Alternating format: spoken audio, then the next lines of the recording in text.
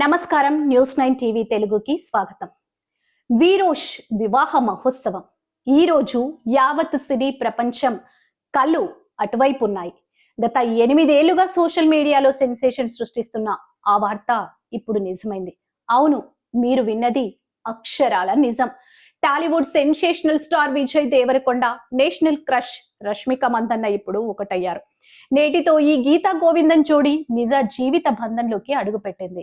రాజస్థాన్ లోని ఉదయపూర్ వేదికగా అత్యంత వైభవంగా గోప్యంగా జరిగిన ఈ వివాహ వేడుకకు ఐటీసీ హోటల్ కు చెందిన ది మెమోంటాస్ ఏకాయ విలాసవంతమైన ఆతిథ్యాన్ని అందించింది.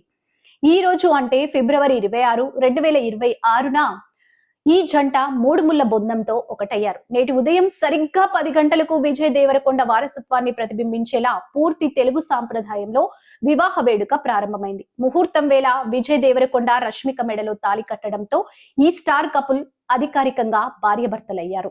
అయితే ఈ వేడుక ఇక్కడితో ఆగిపోలేదు. రష్మిక మందన్న కూర్గు మూలాలను గౌరవిస్తూ సాయంత్రం 4 గంటలకు కొడవ సాంప్రదాయం ప్రకారం మరో వేడుక జరగనుంది. ఒకే రోజున 2 విభిన్న సంస్కృతులను మేళవిస్తూ ఆధునికతకు సాంప్రదాయానికి ప్రతీకగా వీరు తమ వివాహాన్ని ప్లాన్ చేసుకున్నారు.